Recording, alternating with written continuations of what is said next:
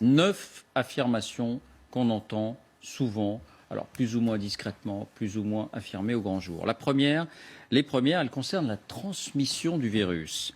Le coronavirus peut se propager seul dans l'air. Il peut en quelque sorte voyager, se déplacer. C'est vrai ou c'est faux? Eh bien, c'est faux. Ce coronavirus ne peut pas se propager sur de longues distances dans l'air, puisqu'il se transmet par les gouttelettes respiratoires de la personne infectée lorsqu'elle tousse ou éternue. Or, ces gouttelettes sont trop lourdes pour voyager loin. Elles se propagent à 1 mètre maximum. Donc, même si vous êtes dans la même pièce qu'un malade, mais à 2 ou 3 mètres de distance, il n'y a pas de risque de contamination. Une réserve quand même, suite au cas du Diamond Princess. Rappelez-vous, ce navire mis en quarantaine au Japon où on a recensé 4 décès et 700 contaminations. Beaucoup d'experts se sont interrogés sur la propagation du virus via les systèmes de climatisation. Les gouttelettes émises par des patients contaminés auraient pu voyager dans les conduits d'aération, surtout que le système d'aération au sein des cabines n'était pas pourvu de filtres comme ceux prévus dans les hôpitaux. Mais le virus peut survivre sur des objets comme les billets de banque si les gouttelettes tombent dessus d'une certaine manière. C'est vrai ou c'est faux? C'est vrai, mais le risque est très faible. Les données scientifiques montrent que le coronavirus peut survivre sur des objets pendant quelques heures, voire exceptionnellement quelques jours. Si une personne infectée touche ou éternue sur cet objet, il peut être contaminant. La meilleure protection consiste donc à se laver les mains régulièrement. En Chine, on a d'ailleurs vu des opérations massives de désinfection de billets de banque, notamment à Wuhan. En revanche, pour les experts, si vous recevez un colis en provenance de Chine, il n'y a aucune chance qu'il soit contaminé, car le temps de transport et notamment la sécheresse de l'air dans les avions aurait tué le virus. La désinfection des billets de banque, ça fait beaucoup rire le professeur Eun. Troisième affirmation, le coronavirus peut se transmettre par des piqûres de moustiques. C'est vrai ou c'est faux? C'est complètement faux. Le virus se propage uniquement au contact d'une personne infectée.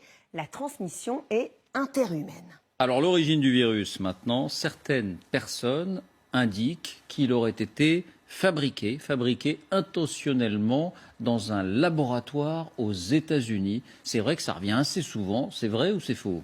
Alors voici le post qui a circulé sur les réseaux sociaux. On y lit, vous voyez, le coronavirus est un virus breveté américain qui arrive à expiration le 23 janvier 2020. Donc quoi de mieux que de lancer une épidémie pour vendre leur vaccin avant expiration? Eh bien c'est faux, c'est une fake news au relent complotiste. Ce nouveau coronavirus n'a pas été ni créé ni breveté aux États-Unis. Il existe bien un brevet, mais qui n'est pas consacré au virus actuel, mais à celui du SRAS, une autre souche de coronavirus qui avait provoqué plus de 700 décès en 2003. Deuxième fake news, et on s'en rend bien compte aujourd'hui, il n'existe aucun vaccin pour le Covid-19 qui sévit en ce moment. Bien, sur la gravité du virus, on entend beaucoup de choses aussi. Ce virus est très mortel, très létal. C'est vrai ou c'est faux? Faux. Pour l'instant, on compte 2700 décès en Chine et 77 504 contaminations, soit un taux de mortalité, si on le calcule, de 3,4%. Mais ce chiffre semble largement surestimé puisque tous les malades n'ont pas forcément été identifiés. La dernière étude chinoise du 21 février évoquait plutôt un taux de mortalité de 2,3%. C'est plus que la grippe saisonnière, 0,1%, mais beaucoup moins que l'épidémie de SRAS, 9,6%. Pour le ministre de la Santé, la grande majorité des cas sont sans gravité. Écoutez.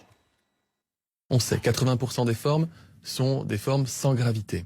15% des formes sont considérées comme sévères, c'est-à-dire avec une forte fièvre et des troubles respiratoires. 5% des formes sont dites réanimatoires, c'est-à-dire que 5% des malades contaminés par le virus vont en faire un séjour en réanimation. Voilà, et j'ajoute qu'à l'instant, le bilan évolue en Italie. On est à 10 morts désormais. On était à 7 morts, on passe à 10 morts. Autre affirmation sur la gravité, seules les personnes âgées sont susceptibles de mourir de l'infection par ce virus. C'est vrai ou c'est faux? C'est faux, hein. Le coronavirus peut aussi tuer des personnes jeunes. C'est le cas, rappelez-vous, de Li Wenliang. Cet ophtalmologue a été tué par la maladie à 34 ans. C'était l'un des premiers lanceurs d'alerte de ce coronavirus à Wuhan, en Chine. On sait aussi que l'habitant de Codogno, Mattia, qui a propagé l'épidémie en Lombardie, n'avait que 38 ans et qu'il est dans un état grave en ce moment hospitalisés à Milan. Mais dans la grande majorité des cas, les victimes sont des personnes âgées, souvent atteintes d'autres pathologies. Chez les plus de 80 ans, le taux de létalité du coronavirus monte à 15%. À l'inverse, pour les moins de 39 ans, ce taux chute à 0,2%. Bien, donc globalement, il n'est pas très dangereux, mais on entend dire qu'il est très contagieux. C'est vrai ou c'est faux? Alors, c'est vrai et faux. Faux parce que ce coronavirus est par exemple 5 fois moins contagieux que la rougeole. Mais ce qui inquiète, c'est qu'on peut être contaminé et passer facilement sous les radars. Pourquoi? Eh bien parce qu'il existe des personnes avec des formes très légères de la maladie, voire asymptomatiques, sans toux et sans température, qui peuvent transmettre le virus, d'autant que la période d'incubation du virus est longue.